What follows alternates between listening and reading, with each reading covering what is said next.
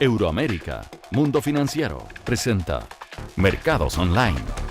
Hola, ¿cómo están? Muy buenas noches, sean bienvenidos a nuestro programa, una nueva edición de Mercados Online. Parecía que iba a ser muy difícil que llegaran a conocerse cifras en decrecimiento en la zona euro, pero finalmente esto se dio y salen de una profunda recesión, la más grande de su historia. Me estoy refiriendo a las cifras entregadas esta mañana y que tienen que ver con que la zona euro creció 0.3% en el segundo trimestre. La economía de la zona euro recupera el aliento gracias al impulso alemán y francés. Esta cifra se da entre abril y junio y se da por descontada entonces que siga en trimestres más con recesión, al menos estos dos países y gran parte de la zona euro, según el avance que ha hecho público hoy Eurostat, el organismo estadístico europeo. Mejor así las previsiones también del mercado, que esperan volver a crecer, pero a menor ritmo, un 0.2% en términos interanuales. La región marcó una contracción del 7.7%, una décima menos de lo esperado.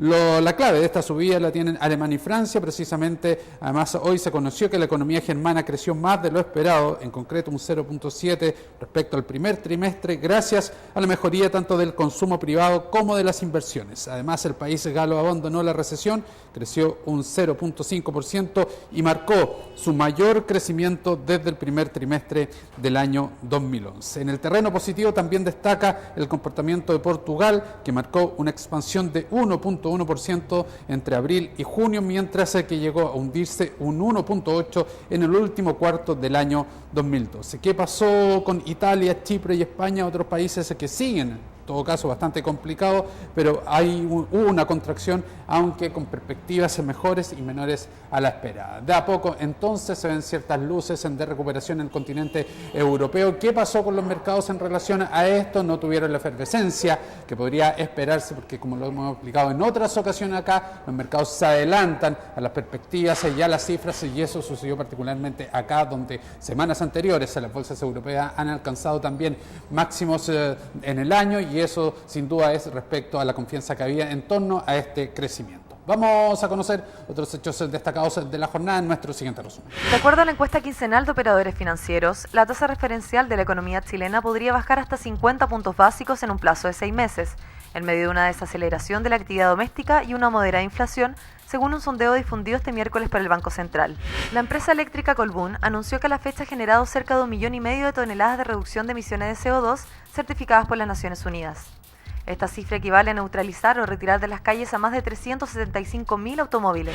El desempleo en el Reino Unido bajó en 4.000 personas entre abril y junio, hasta situarse en 2.51 millones de desempleados, lo que mantiene la tasa de desempleo en el 7.8%, según informó hoy la Oficina Nacional de Estadísticas. Vamos a revisar ahora los resultados de los mercados en el mundo. En el continente asiático, la mayoría de los centros bursátiles tuvo un comportamiento positivo, salvo Shanghái y Kuala Lumpur, mientras que también en Hong Kong se canceló la sesión de la tarde por la llegada del tifón Uthor, que también incide en las operaciones en aquel país. Siguen aún las reacciones positivas y las secuelas positivas en torno a la estabilización, de acuerdo a las últimas cifras entregadas por la economía china, y eso también incidió en los resultados de hoy día. Vamos a ver el viejo continente, que ya les decía, registró los índices de crecimiento tanto en Francia como en Alemania, 0.7 y 0.5% respectivamente. Sale la zona euro de la recesión después de un año y medio. Sin embargo, esto no significó que hubiera gran euforia en las bolsas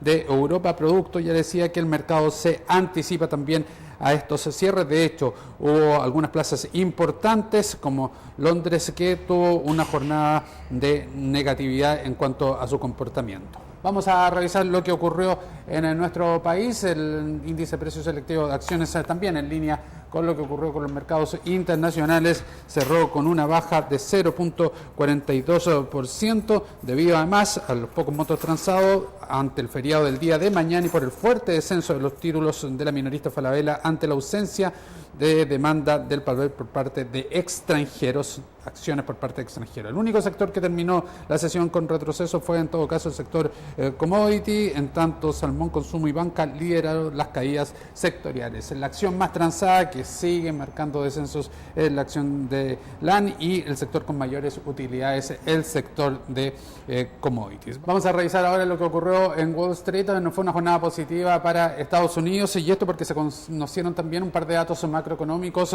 que incidieron en la confianza de los inversionistas. Por un lado, el índice de precios de productor se mantuvo estable en julio después de un incremento de 0.8% en el mes anterior como resultado de una baja en los costos de energía. Además, el dato de precios industriales correspondiente al mes de julio no registró cambio alguno, decepcionando al mercado, pues las previsiones de los analistas auguran un repunte de 0.3%, y además se conocen las palabras del presidente de la Reserva Federal de St. Louis, James Bullard, quien calificó como preocupante la baja inflación de Estados Unidos, porque esto quiere decir que la gente no está comprando, hay una menor demanda y por ende también los precios se mantienen bajos. Revisamos qué ocurrió con la divisa norteamericana.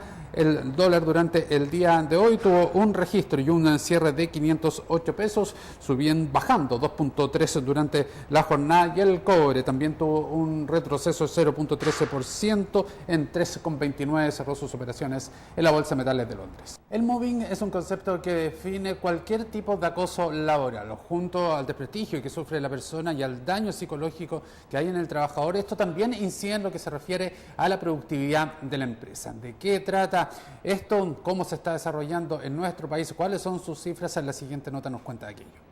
Asistir a trabajar todos los días puede ser una práctica que la gran mayoría de los chilenos viven a diario. Lamentablemente para algunos este simple acto puede transformarse en un calvario que muchas veces se carga silenciosamente. ¿Conocen el mobbing o bullying laboral? El mobbing se liga a los derechos fundamentales porque vulnera primero la vida, la integridad física o psíquica. Me ha tocado ver algunas situaciones de jefaturas que tienen un trato poco decoroso o afectando la dignidad de los trabajadores por una cuestión de personalidad, y entonces agreden psicológicamente o físicamente. Según estadísticas de registros administrativos de la Dirección del Trabajo, las denuncias por vulneración a la integridad física y psíquica de los trabajadores en Chile han ido en aumento. El año 2010 comenzó con 1.173 denuncias y hasta mayo de este año llevan 543. Esto acarrea finalmente a devastadoras consecuencias que no solo afectan la vida laboral, sino que también la personal. Lo primero que una persona experimenta sin duda son los temas físicos, que van desde un dolor de cabeza, temblores incluso, y también algunas consecuencias que son las más de alguna manera permanentes en la persona, que se ven reflejados inicialmente en trastornos de ansiedad. Si esto es prolongado, este acoso, la persona tiene síntomas depresivos y en algunos casos se ha visto que también las personas llegan a intentos de suicidio. Si bien esta situación no es un delito en Chile, desde el año 2006 se encuentra regulado por el Estado, existiendo una instancia que indaga en estos casos y que está compuesta por personal administrativo y de la Asociación de Funcionarios del Ministerio de Justicia. ¿Pero qué hacer en caso de estar sufriendo bullying laboral? Cualquier trabajador que vea que existe esta conducta ilícita puede concurrir a la inspección del trabajo a través del procedimiento administrativo que se llama de tutela laboral, en virtud del cual nosotros llamamos a las partes a una mediación. Si no hay, ¿no es cierto?, mediación, no prospera y no cambia la conducta, nosotros hacemos la denuncia a los tribunales. Pese a que no exista una ley que proteja al trabajador en los casos de abuso moral, existen estas instancias que podrían ayudar a las personas afectadas a encontrar una pronta solución, evitando terminar con consecuencias psicológicas y físicas muchas veces irreparables. Y antes de finalizar nuestro programa les cuento dos informaciones. Una que tiene que ver con el sueldo mínimo. El Senado aprobó por unanimidad la cifra de 210.000 pesos y solo tiene que ser entonces enviado por el Ejecutivo, promulgado por el Ejecutivo. Y por otra parte, mañana hasta 7 pesos para los que van a salir de Santiago caen las bencinas. Con estos datos nos despedimos, nos encontramos ya el próximo día viernes. Que estén muy bien. Con el auspicio de Euroamérica, Mundo Financiero, Inversiones, Ahorro, Protección, presentó Mercados Online.